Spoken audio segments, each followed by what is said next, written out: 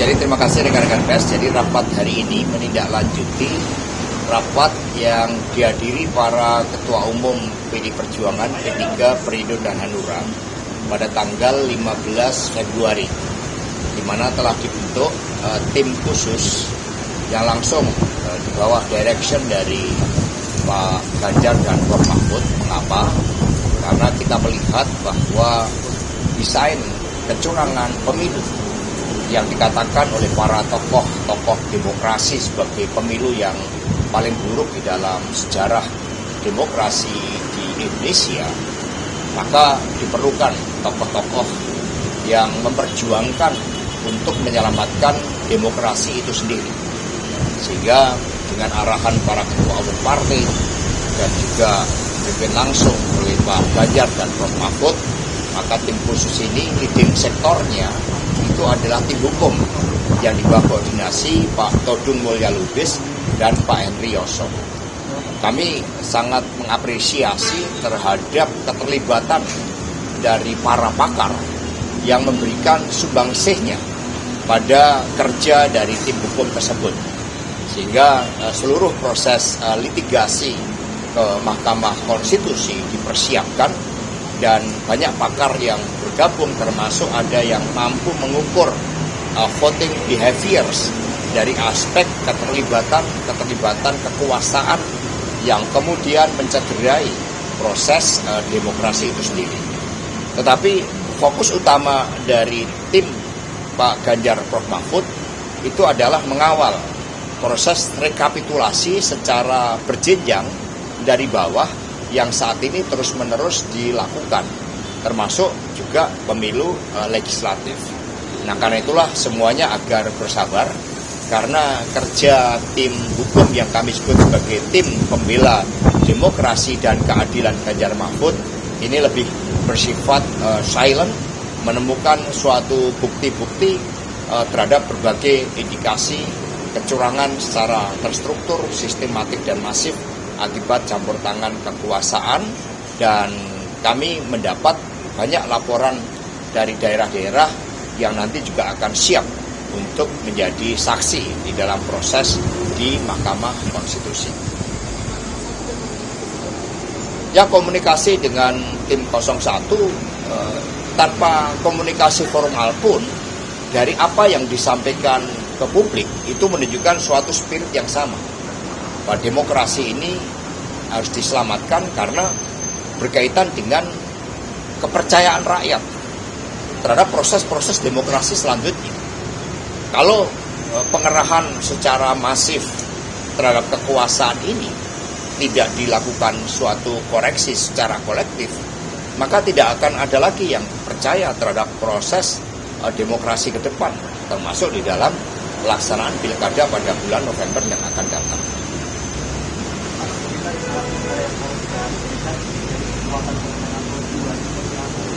Apa?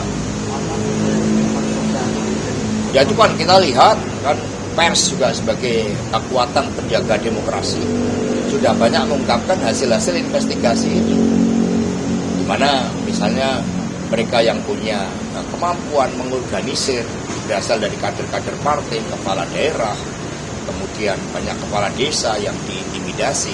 Itu kan menunjukkan bahwa polanya ini sistemik.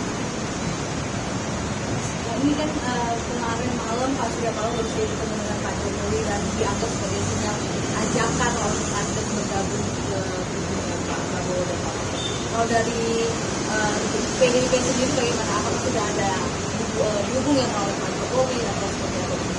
Kalau kita lihat berdasarkan catatan kritik yang diberikan oleh para pengamat tokoh-tokoh pro-demokrasi, maka Pak Jokowi ini kan sebagai sosok yang seharusnya bertanggung jawab terhadap kualitas demokrasi itu sendiri. Sehingga ketika di tengah-tengah proses rekapitulasi yang masih berjalan, upaya-upaya yang dipersepsikan menggalang dukungan, itu kan sebenarnya justru bahwa apa yang terjadi selama ini itu tidak benar, sehingga masih diperlukan suatu langkah-langkah konsolidasi seperti itu. Kalau semua proses itu berjalan baik, ya tidak perlu dilakukan suatu proses konsolidasi pasca pemilu, karena semuanya berjalan natural sesuai dengan kehendak rakyat. Tetapi ketika proses konsolidasi justru tetap dilakukan, itu menunjukkan ada question mark yang kemudian harus dijawab bersama-sama bahwa demokrasi kita sedang berada dalam masalah besar.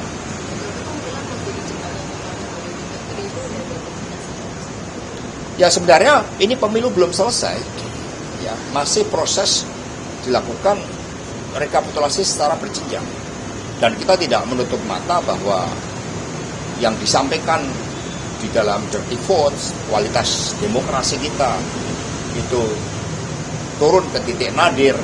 Ini harus menjadi perhatian kita bersama, karena ini menyangkut masalah masa depan kita. Bagaimana proses demokrasi yang dibangun di bawah intervensi kekuasaan yang luar biasa.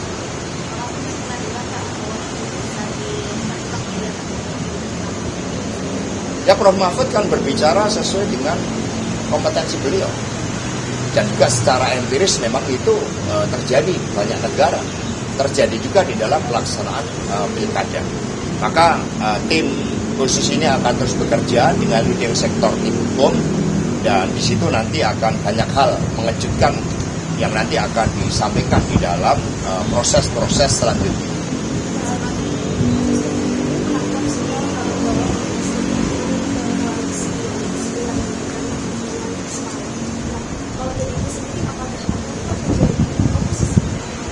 Ya, ini sekali lagi proses kami kan sedang mengawal, ini pemilu belum selesai. Nah, sehingga upaya-upaya konsolidasi yang justru dilakukan ketika pemilu belum selesai, ini memperkuat kecurigaan bahwa ada persoalan terkait dengan pemilu itu. Kalau sudah aman-aman, yakin dukungan rakyat seperti itu, ngapain harus dilakukan suatu langkah-langkah seperti itu? Maka ya kami fokus di situ, sikap politik terkait dengan posisi PD Perjuangan saat ini bersama P3 Perindo Hanura adalah mengawal seluruh proses demokrasi yang harus diselamatkan karena terjadi kecurangan masif, dan ini disuarakan oleh banyak pihak. Ya, buat kami adalah pemilu ini yang harus diselamatkan terlebih dahulu. Jangan sampai rakyat tidak percaya terhadap proses demokrasi yang memang didesain dari hulu hilir memberikan preferensi atas dukungan kekuasaan, dan dalam hal ini adalah Pak Jokowi.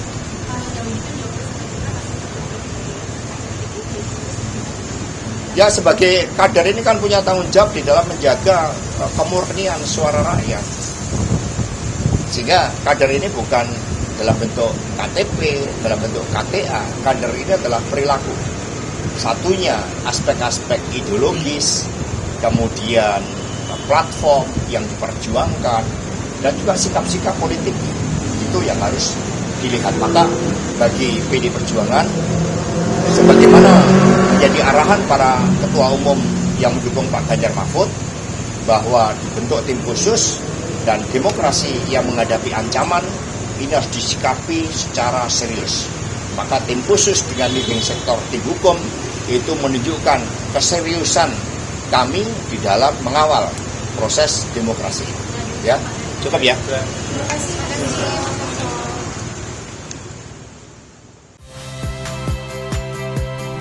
Saya Rahmat Ibrahim. Saksikan program-program Kompas TV melalui siaran digital, pay TV, dan media streaming lainnya. Kompas TV, independen, terpercaya.